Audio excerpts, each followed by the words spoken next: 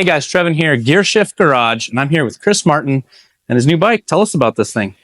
Oh man, new bike. Well, The new old bike, right? new old bike. Had this thing for a while now. We were talking about that earlier. I've always wanted a vintage Harley. I grew up in a family of hot rodders and Harley riders, and always kind of wanted one of my own. And so, uh, raising three kids and building a vintage motorcycle doesn't always work really well. And kind of wanted a panhead, kind of wanted a knuckle. And then when Hawk had this shovel, first year, generator shovel, I know you interviewed some of those guys before, and so it just stuck out to me. It was kind of cool, but that's been 5 years.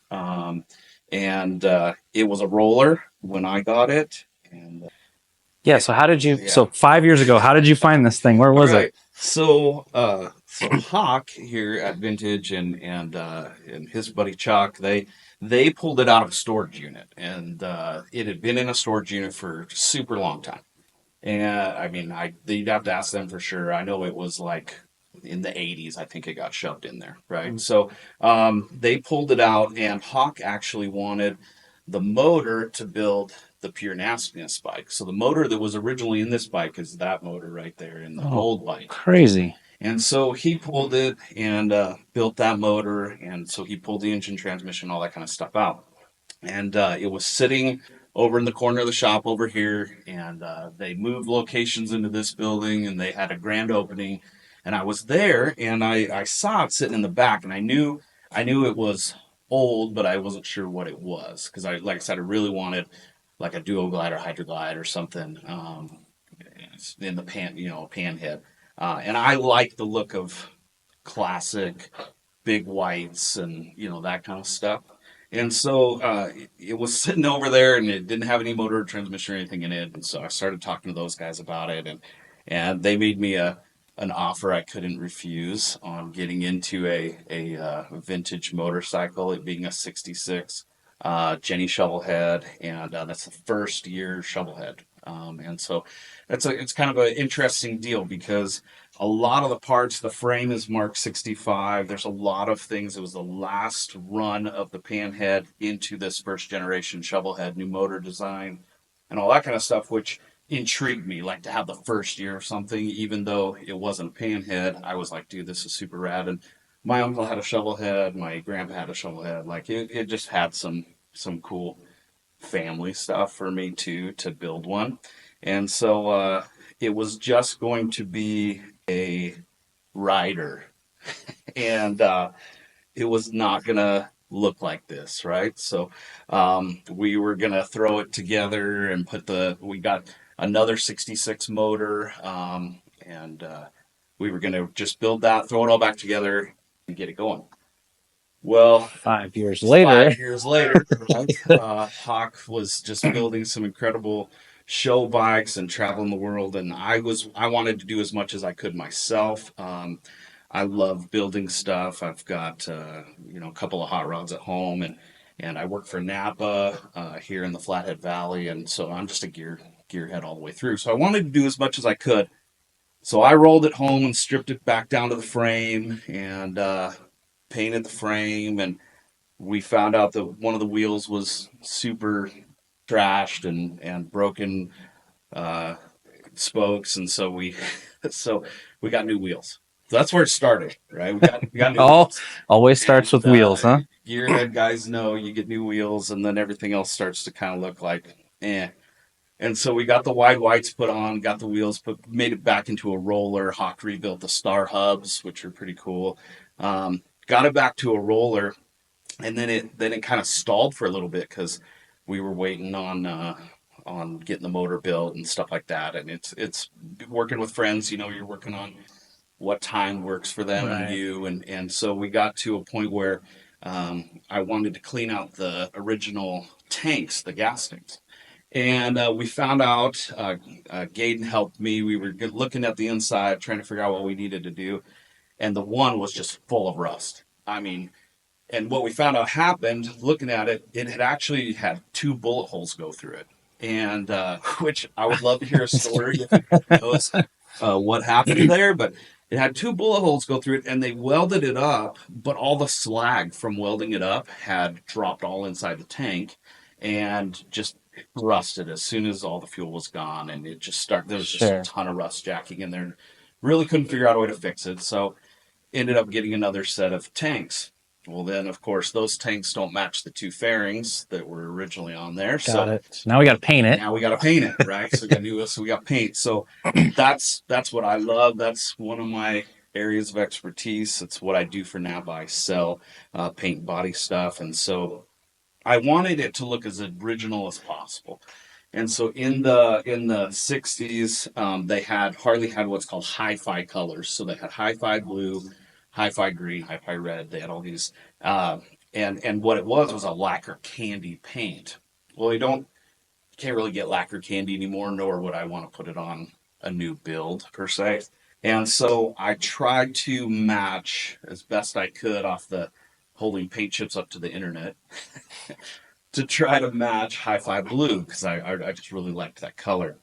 And so what I did is we painted the Harley Birch white. My buddy Jody helped me lay out the stripes, and then the blue is a House of Color Oriental Blue Metallic candy, which I thought was probably as close to what I could come up to as close to the hi-fi blue Hi-fi. as possible. Got it. It is a little, it's definitely not exact. It looks cleaner, more saturated, than it would from Sure. 66. Um, so then that transitioned obviously to kind of more of like a resto mod, as we would say, with cars, where Right. you got a more modern paint, but you still want to do some classic, make it look as classic as possible. So got it all painted, and then of course that started to make everything else look, Yeah. Dated, right? dated, right?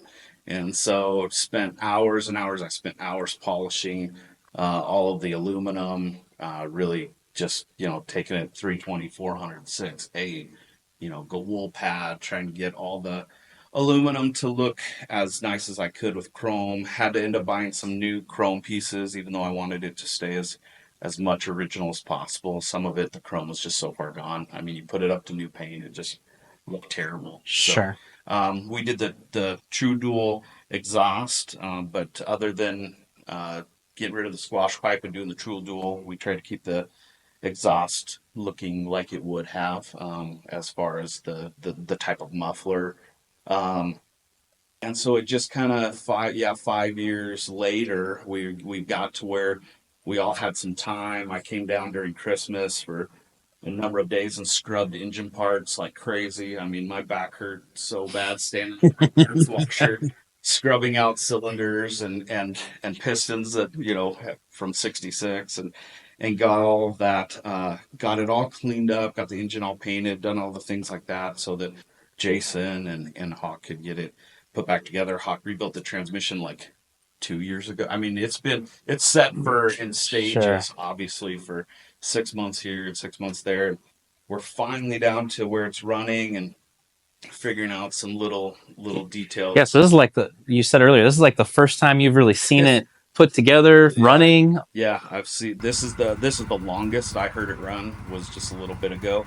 Well, I sat on it for the first time today, and Jason and I were looking at the controls and what we need to change. Like any project, Right. you've got the it's the little tiny things at the end Yeah. that kind of kill you, and slow it down. But I've been so impressed with these guys and with the way that it turned out. It turned out as good as I can imagine. There were certain things that I didn't want. We left off a lot of chrome, like Yeah. He mentioned that yesterday. Yeah. It sounds like there's a piece that typically would fit up front here. yeah, and like go around the front fender like a big cap, and I mean they're cool, but it's just not what I wanted. So again, that kind of resto Resto mod, mod. yeah. Taking some things that I thought I think one of my favorite things on the whole bike, which is funny, is the horn on the front. That wouldn't normally be there. It's not even the correct horn for this bike. But Jason, he created, modded up, whatever you want to call a bracket for it. and got it all wired in. It wouldn't have a horn, but it wouldn't have been that one. And I just Gotcha. love the way it looks. It looks very 50s classic Mm-hmm. to me, which is what I was going for. I These bags are off of like just a little bit newer shovel head, but I liked this style more. It was more my uh, the way that I liked for it to look, and so Typically, the bags would have matched the bottom of the tank, right? Was there a reason why Uh, you? well, sometimes they would have had that. A lot of them were just white. Like Oh, you look at sure. pictures, like they just came white, almost like gel coat, or I'm sure it had some paint on it.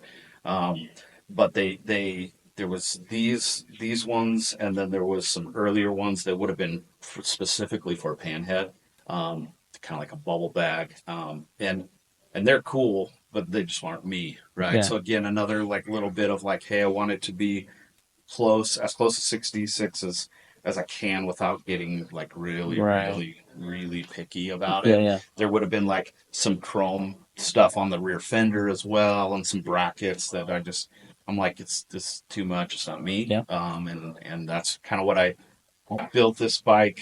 You know, I don't want to say as an investment, but something that I would. It's so nice now. It's not a show bike, but it is, and You could. You could it'll be a take. good Yeah. rider around town. I highly doubt I'm going to take a pogo seat bike across country, but you never know, right? Hawk might, organize some, whatever early Yeah. Harley ride across the country, and I Right. might try it. I mean, guys did Yeah. Yeah. for Yep. forever. Yep. They rode these across the country. It's not that it wouldn't do it. I can't see myself doing it, but yeah, it's going to be fun to get out the summer and take it to some shows and just have it and add it to the collection. Sure. And Sounds like there's still a little bit of a starter issue you're playing with. yes, Tell us about. So this is yes. original starter, right? Well, it's one that I mean, it's the original starting system. That's kind of one of the neat things about an electric glide, right? So first 65, 66, first year electric start. So up until then, everything kickstart. So it is the correct starter for it. It's not brand new. The one that was in this bike was originally almost too far gone. So I think it's out of a 72 actually. So it's a Okay. couple of 5 years newer. Sure.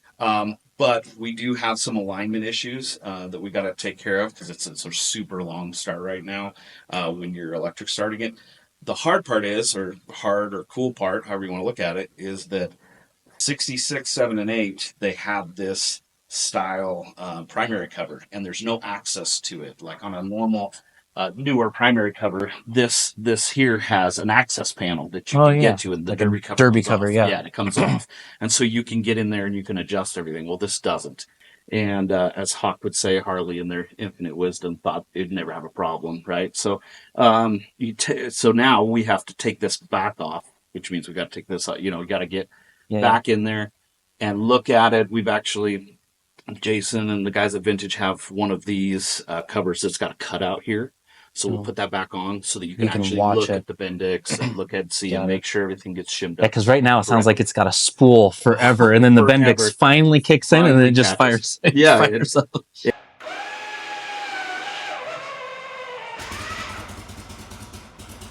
again, it's interesting to me that in 66 somebody could just ride up to the meetup or whatever and just Yeah. and start it and everybody be like, what? Like, Yeah. because up till then, Yes. Kickstart. it's all Kickstart. Right. So that's another, kind of fun thing about it Yep. being a 66. There's this, I'm sure you'll at some point, there's a cigarette lighter in here, which wouldn't have been there in 66. But when I got the bike, it was there. And I was like, dude, there's some story behind that. Like, some guy somewhere added that, and Well, I didn't want to get rid of it. I was like, hey, Jason, make it functional. So if you it don't works. smoke, you're gonna have to start now. No, no, I don't think anybody would like that in my family. I think my wife has enough heartburn over this bike that would probably not be real good. But it is functional and it works, which is kind Yeah. of Yeah. funny to That's me. Like awesome. I told Jason, I said, like, it's there. Like, it's kind of me keeping things,